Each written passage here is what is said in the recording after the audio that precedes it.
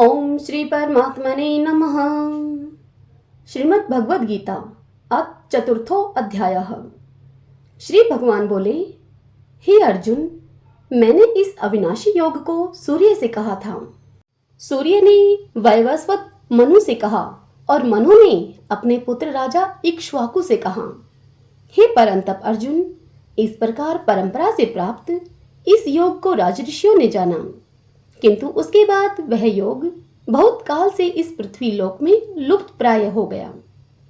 तू मेरा भगत और प्रिय सखा है, इसलिए वही यह पुरातन योग आज मैंने तुझको कहा है, क्योंकि यह बड़ा ही उत्तम रहस्य है, अर्थात गुप्त रखने योग्य विषय है। अर्जुन बोले, आपका जन्म तो अवार्चिन अभी हाल का ही है और सूर्य का जन्म बहुत पुराना है, अर्थात कल्प के आदि में हो चुका था। तब मैं इस बात को कैसे समझूं कि आप ही ने कल्प के आदि में सूर्य से यह योग कहा था। तब श्री भगवान बोले, हे परंतप अर्जुन, मेरे और तेरे बहुत से जन्म हो चुके हैं, उन सबको तू नहीं जानता, किंतु मैं जानता हूँ। मैं अजन्मा और अविनाशी स्वरूप होते हुए भी तथा समस्त प्राणियों का ईश्वर होते हुए भी अपनी प्रकृति को अधीन करके अपनी योग माया से प्रकट होता हूँ।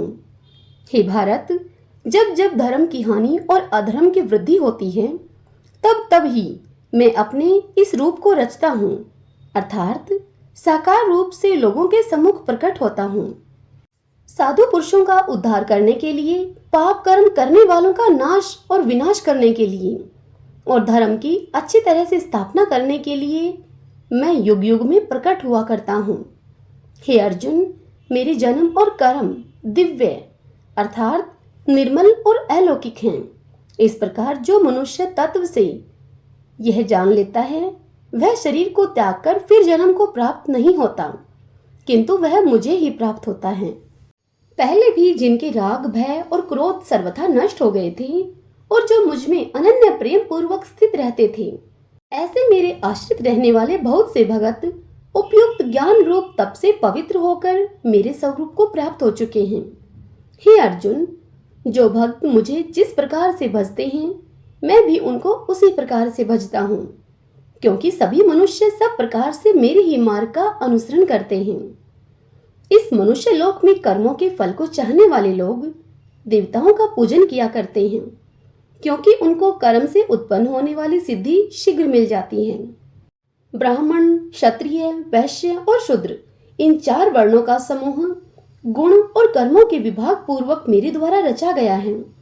इस प्रकार उस सृष्टि रचना आदि कर्ता का कर्ता होने पर भी मुझ अविनाशी परमेश्वर को तू वास्तव में अकर्ता ही जान। कर्मों के फल में मेरी स्पृहा नहीं है, इसलिए मुझे कर्म लिप्त नहीं करते।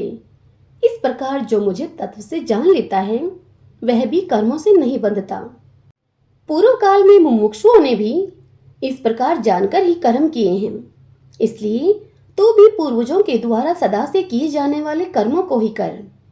कर्म क्या है और अकर्म क्या है, इस प्रकार इसका निर्णय करने में बुद्धिमान पुरुष भी मोहित हो जाते हैं। इसलिए वह कर्म तत्व मैं तुझे भली भांति समझाकर कहूंगा, जिसे जानकर तू अशुभ से अर्थात कर्म बंधन से मुक्त हो जाएगा।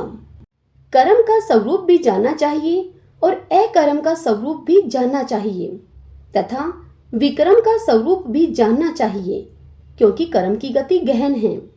जो मनुष्य कर्म में अकर्म देखता है और जो अकर्म में कर्म देखता है, वह मनुष्यों में बुद्धिमान है और वह योगी समस्त कर्मों को करने वाला है। जिसके संपूर्ण शास्त्र सम्मत कर्म बिना कामना और बिना संकल्प के होते हैं तथा जिसके समस्त कर्म ज्ञान रूप अग्नि के द्वारा भस्म हो गए हैं, उस महापुरुष को ज्ञानीजन भी पंडित कहते हैं। जो पुरुष समस्त कर्मों में और उनके फल में आसक्ति का सर्वथा त्याग करके संसार के आश्रय से रहित हो गया है और परमात्मा में नित्य तृप्त है, वह कर्मों में भली भांति बरतता हुआ भी वास्तव में कुछ भी नहीं करता है। जिसका अंतःकरण और इंद्रियों के सहित शरीर जीता हुआ है और जिसने समस्त भोगों की सामग्री का परित्याग कर दिया है, ऐसा आशा रहित पुरुष केवल शरीर संबंधी कर्म करता हुआ भी पापों को नहीं प्राप्त होता। जो बिना इच्छा के अपने आप प्राप्त हुए पदार्थ में सदा संतुष्ट रहता है, जिसमें ईर्ष्या का सर्वथा अभाव हो गया है, जो हर्ष शोक आदि द्वंद्वों से सर्वथा अतीत हो गया है, ऐसा सिद्धि और असिद्धि में सम रहने वाला कर्मयोगी कर्म करता हुआ भी उनसे नहीं बंधता। जिसकी आसक्ति सर्वथा नष्ट हो गई है, जो देह अभिमान और ममता से रहित हो गया है, जिसका चित्त निरंतर परमात्मा के ज्ञान में स्थित रहता है, ऐसा केवल यज्ञ संपादन के लिए ही कर्म करने वाले मनुष्य के संपूर्ण कर्म भलीभांति विलीन हो जाते हैं। जिस यज्ञ में अर्पण अर्थात स्त्रुआ आदि भी ब्रह्मा है और हवन किए जाने वाले योग्य द्रव्य भी ब्रह्मा है तथा ब्रह्मा रूप कर्ता के द्वारा ब्रह्मा रूप अग्नि में आहुति देना रूप क्रिया भी ब्रह्मा है, उस ब्रह्मा कर्म में स्थित रहने वाले योगी के द्वारा प्राप्त किए जाने वाले योग्य फल भी ब्रह्मा ही है। दूसरे योगी जन देवताओं के पूजन रूप यज्ञ का ही भलीभांति अनुष्ठान किया करते हैं और अन्य योगी जन परब्रह्मा परमात्मा रूप अग्नि में अभेद दर्शन रूप यज्ञ के द्वारा ही आत्म रूप यज्ञ का हवन किया करते हैं। अन्य योगी जन श्रोत्र आदि समस्त इंद्रियों को संयम रूप अग्नियों में हवन किया करते हैं और दूसरे योगी लोग शब्द आदि समस्त विषयों को इंद्रिय रूप अग्नियों में हवन किया करते हैं।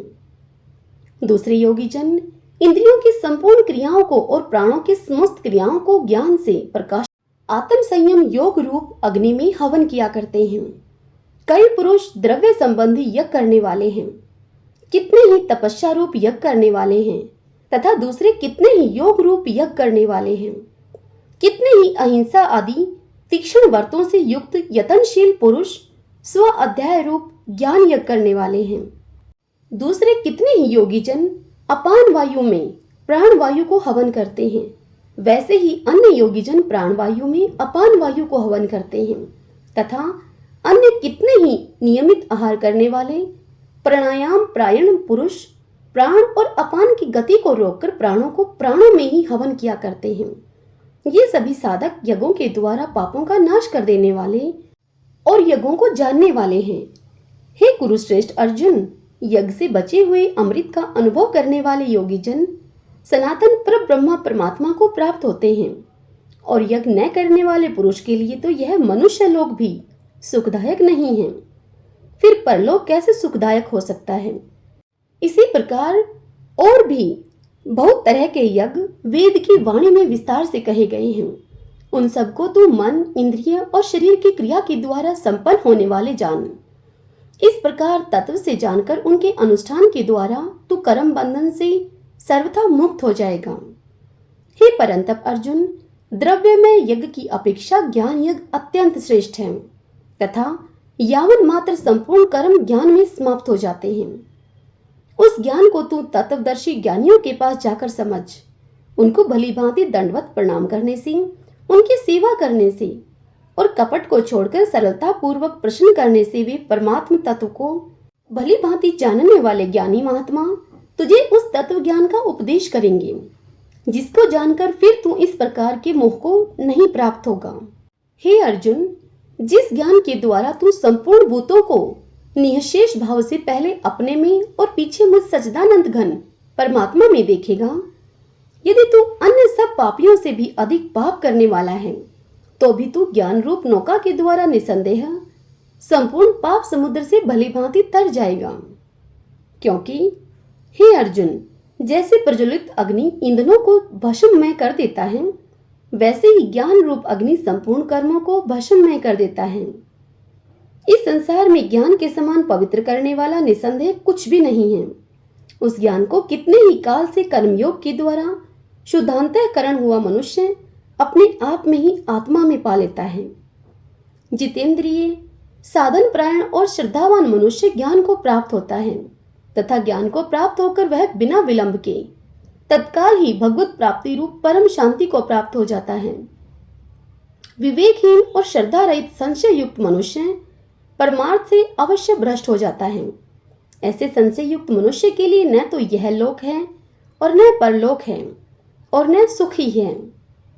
हे धनंजय, जिस मनुष्य ने कर्म योग की विधि से समस्त कर्मों का परमात्मा में अर्पण कर दिया है और जिसने विवेक के द्वारा समस्त संशयों का नाश कर दिया है, ऐसे वश में किए हुए अंतःकरण वाले पुरुष को कर्म नहीं बांधते।